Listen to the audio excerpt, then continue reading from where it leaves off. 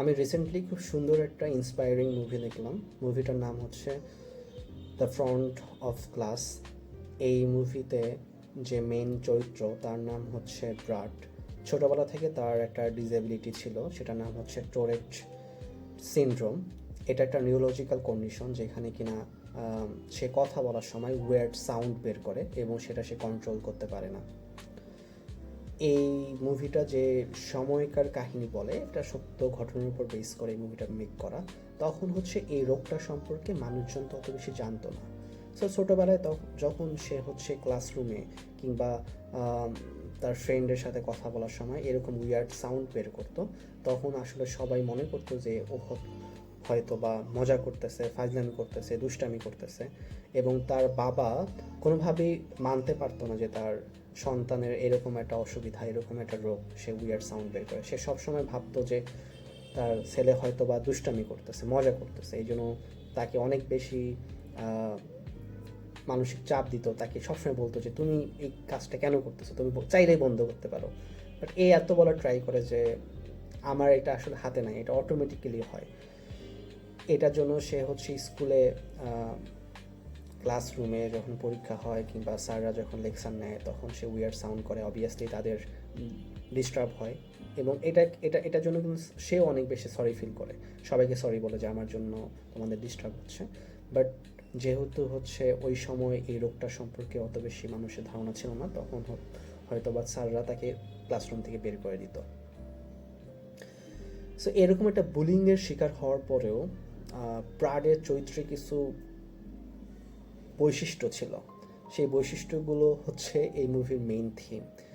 সে প্রচণ্ডভাবে নিজেকে বিশ্বাস করত এবং সে এটা বিশ্বাস করত যে সে কখনোই তার এই ডিসেবিলিটি এটাকে জয়ী হতে দিবে না। সে সবসময় একজন ভালো মানুষ এবং সাকসেসফুল মানুষ হওয়ার ড্রিম দেখতো এবং এটা থেকে সে কখনোই পিছু হটতো না। সবাই তাকে বাজে কথা বললেও সে কখনোই আসলে নিজের প্রতি যে সেলফ বিলিফ এটা তার কমতো না, বরং সে আরও বেশি নতুনভাবে প্রচেষ্টা করত ভালো হওয়ার জন্য।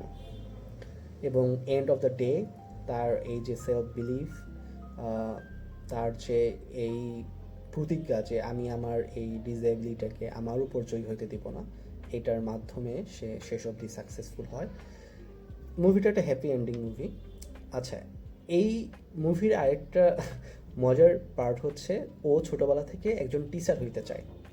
একজন টিচারের মেইন স্কিল কী হওয়া উচিত? কমিউনিকেশন স্কিল, তাই না? সে সুন্দরভাবে কথা বলতে হবে। একজন ভালো শিক্ষক যদি ভালো বক্তা না হতে পারে তাহলে কিন্তু সে ভালো টিচার হতে পারবে না, তাই না? তার যে নলেজগুলো এগুলো কিন্তু সে ডেলিভার করতে পারবে না। বাট ব্রাট ছোটোবেলা থেকে আসলে সে টিচার হইতে চায়। তার এই যে কমিউনিকেশনে যে সমস্যা, সে উইয়ার্ড সাউন্ড বের করে কথা বলার মাঝখানে, এটা হওয়া সত্ত্বেও সে টিচার হতে চায়। এই টিচার হওয়ার একটা কারণ আছে। যখন সে স্কুলে বুলিংয়ের শিকার হইতো, টিচাররা তাকে ক্লাসরুম থেকে বের করে দিত, তখন সেই স্কুলে এক প্রিন্সিপাল একদিন একটা প্রোগ্রামে সবাইকে বলে, সরি, সে একটা গানের প্রোগ্রামে আসলে ব্রাটকে আসতে বলে যে তুমি ওই প্রোগ্রামে আসবা। তো এখানে গান চলতেছিল আর গানের মাঝখানে ব্রাট উইয়ার্ড সাউন্ড ক্রিয়েট করতেছিল। এইতে করে হচ্ছে সবারই কনসেন্ট্রেট বিঘ্ন ঘটতেছিল। সবাই অনেক বেশি বিরক্ত ব্রাডের উপর। এরপর প্রিন্সিপাল স্টেজে যায়, গিয়ে বলে যে তোমরা যখন গান শুনতেছিলা তখন কি একটা উইয়ার্ড সাউন্ড পাইতেছিলা? সবাই বলতেছিল হ্যাঁ। তো বলতেছে যে বিষয়টা তো অনেক ডিস্টার্বিং, তাই না? সবাই বলতেছে হ্যাঁ। তারপর ওই প্রিন্সিপাল বলতেছে তোমরা কি জানো যে এই সাউন্ডটা কার কাছ থেকে আসতেছে? সবাই ব্রাডের দিকে তাকাইছিল। তখন প্রিন্সিপাল বলছে ব্রাড তুমি স্টেজে চলে আসো। এরপর ও যখন স্টেজে আসে ব্রাডকে জিজ্ঞাসা করে যে তুমি কি নিজে ইচ্ছা করে এই সাউন্ডটা বের করো? তখন ব্রাড এক্সপ্লেইন করে সবাইকে যে আমি আসলে নিজের ইচ্ছা করে এরকম সাউন্ড বের করি না, আমার একটা ডিসেবিলিটি আছে, এটার মেডিকেল নাম হচ্ছে টোরেট সিনড্রোম। তখন বলে যে তোমার কি খারাপ লাগে তুমি যে ডিস্টার্ব করো ওইভাবে? তখন ও বলে হ্যাঁ আমার খুবই খারাপ লাগে যে আমি আমার এই সাউন্ডের জন্য সবার ডিস্টার্ব হয়। এরপর বলে যে তুমি আসলে কী চাও এদের কাছ থেকে, এই অডিয়েন্সের কাছ থেকে তুমি কী চাও? তখন ব্রাড এটা খুব সুন্দর কথা বলে, সে অনেক ইমোশনাল হয়ে যায় এবং বলে যে আমি চাই আমাকে সবাই নর্মাল বাচ্চাদের মতো ট্রিট করুক। এখানে আমি একটা আমার নিজস্ব মন্তব্য বলি, আমরা কেন জানি আমাদের এই সোসাইটি ডিফারেন্ট মানুষদের দেখতে পায় না, এক্সেপশনাল মানুষদের কেন জানি খুবই হেট করে, তাদের সমাজে এটা নিচু চোখে দেখা হয়। কিন্তু আমরা যদি ইতিহাস ঘেঁটে দেখি, এই যে পৃথিবীর জন্ম থেকে আমরা মানব সভ্যতার শুরু থেকে আজ পর্যন্ত আমরা যদি ইতিহাস ঘাঁটি, কজন বিখ্যাত মানুষের নাম পাবো? খুব গুটি কয়েক বিখ্যাত মানুষদের নাম পাবো, এবং তাদের জীবনে যদি আমরা ঘেঁটে দেখি, তারা প্রত্যেকটাই ছিল এক্সেপশনাল মানুষজন, রাইট? তারাই কিন্তু আজকে ইতিহাসে আমরা তাদেরকে মনে রাখি। সাধারণ মানুষদের তো আমরা মনে রাখি না, তাই না? কত মানুষ মরে যায়, কত মানুষ জন্মগ্রহণ করতেছে, কাউরেই তো আমরা মনে রাখি না।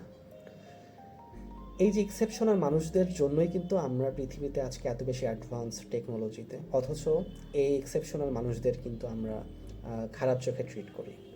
তো যাই হোক, এরপর হচ্ছে সবাই ব্রাডকে সামহাও অ্যাকসেপ্ট করে নেয়, সে পড়াশোনায় গ্র্যাজুয়েশন কমপ্লিট করে। এরপর এই যে তার যে প্রিন্সিপালকে দেখছে, যে কিনা তাকে সবার কাছে ইন্ট্রোডিউস করাই দিছে, সবাইকে নর্মালাইজ করাই দিছে ওকে, এই বিষয়টা সে অনেক বেশি তাকে মোটিভেট করে। সে ভাবে যে একজন টিচার হইতে পারে যে কিনা মানুষদেরকে অ্যাকসেপ্ট করাইতে পারে, যারা কিনা ছোটোবেলা থেকে একটুখানি ডিফারেন্ট, তাই না? এটাই তাকে ইন্সপায়ার করে একজন টিচার হওয়ার জন্য। এরপর সে অনেক জায়গায় হচ্ছে অ্যাপ্লিকেশন করে, সব জায়গা থেকে সে আসলে ডিনাইড হয়ে যায় because of his disability, of lacking communication. তো এরপর একটা ব্যতিক্রমধর্মী স্কুল সে খুঁজে পায়। এখানে একটা মজার, একটা ইন্সপায়ারিং, যেটা আমাদের সবাইকে একটা শিক্ষা দিতে পারে, সেটা হচ্ছে যে সে যখন সব জায়গা থেকে, সব স্কুল থেকে ভাইবার পর যখন তাকে রিজেক্ট করা হচ্ছিল, তখন সে অনেক বেশি হতাশ হয়ে যায়। সে ভাবে হয়তোবা আমি আসলে টিচার হইতে পারবো না। তখন তার মা একটা কথা বলে, সেটা হচ্ছে যে তুমি এইভাবে চিন্তা করতেছো কেন, তুমি এইভাবে চিন্তা করতেছো কেন যে তোমার দক্ষতা কম বা তোমার ডিসেবিলিটির জন্য তোমাকে নিচ্ছে না। তুমি বরং এটা ভাবো যে তোমার যে পোটেনশিয়াল, এইটা বোঝার মতো তুমি এখন স্কুল পাচ্ছ না। যেদিন তুমি তোমার পোটেনশিয়াল বুঝবে এমন কোনো স্কুল পাবা, সেই দিনে হয়তোবা তারা তোমাকে টিচার হিসেবে অ্যাকসেপ্ট করবে।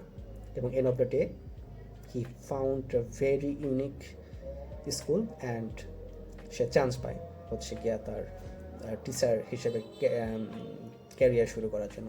এরপর সে হচ্ছে একটা মেয়ের সাথে তার ডেট হয়। মেয়েটা সারপ্রাইজিংলি তার এই ডিসেবিলিটিটাকে অ্যাকসেপ্ট করে নেয়, খুবই সুন্দরভাবে অ্যাকসেপ্ট করে নেয়। This is the beautiful scene I ever scene.